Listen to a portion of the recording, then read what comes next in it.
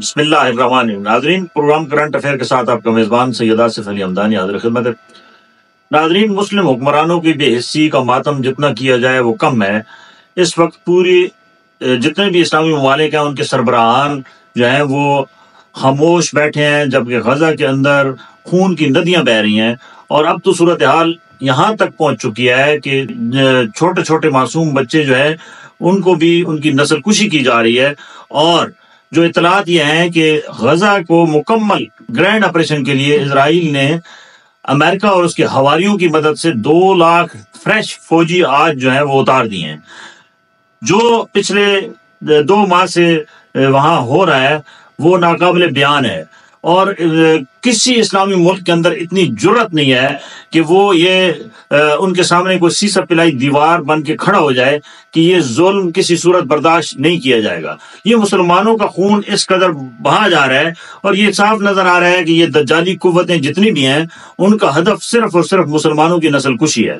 اور مسلمانوں کی بے حسی اور بے بسی کا یہ عالم ہے کہ بہت سارے وسائل ہونے کے باوجود، ایٹمی ٹیکنالوجی ہونے کے باوجود، تیل کے وسائل ہونے کے باوجود،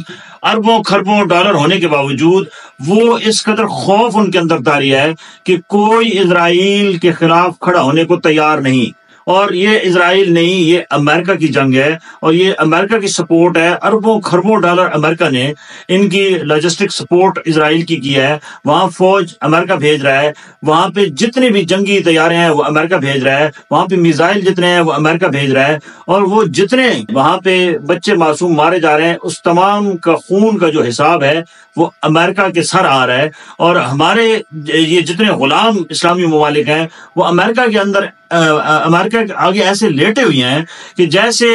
ان کو سانپ نے سونگھ لیا ہے، اور یہ کوئی حرکت کرنے کو تیار نہیں ہے، اور یہ ظلم دیکھ رہے ہیں اور اپنی آنکھوں کے سامنے دیکھ رہے ہیں۔ اور یہ بات یاد رکھنا کہ یہ ظلم بڑھے گا، کیونکہ جب تک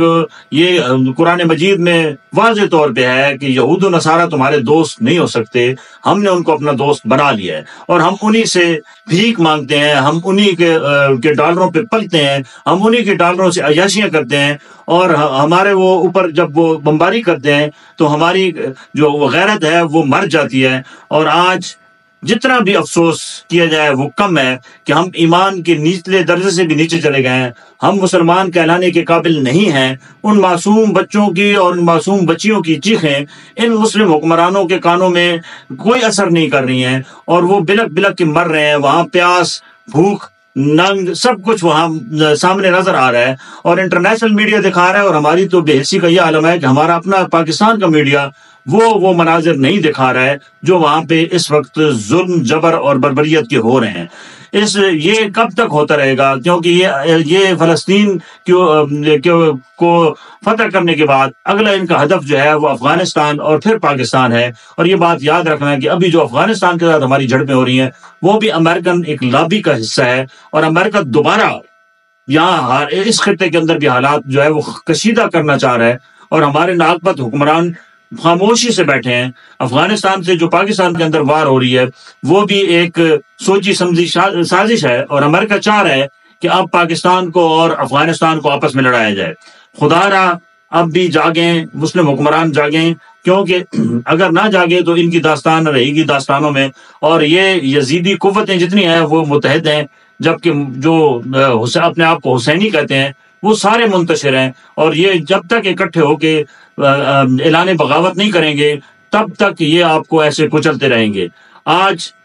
آپ کو جو ہے وہ فلسطینی پکار رہے ہیں، آج مسلم امہ کو جاگنا ہوگا، اور فلسطینیوں کی حقیقی معنوں میں جو ہے وہ نسل کشی کو روکنا ہوگا۔ یہ 72 گھنٹے بڑے اہم ہیں۔ ان 72 گھنٹوں کے جو اطلاعات آ رہی ہے کہ ان 72 گھنٹوں میں انہوں نے غزہ کو مکمل طور پہ مسلمانوں سے صاف کر دینا ہے، یعنی مار کے بمباری کر کے لاکھوں، اس وقت جو ہے وہ 32,000 سے اوپر جو ہے وہ مرد و خواتین اور بچے جو ہیں وہ شہید ہو چکے ہیں، اور لاکھوں کی تعداد میں وہاں سے ہجرت کر چکے ہیں۔ ضرورت اس امر کیا ہے کہ امت مسلمہ اب جاگے، کیونکہ سوئے رہے تو پھر اگلی باری آپ کی ہے۔ بہت شکریہ۔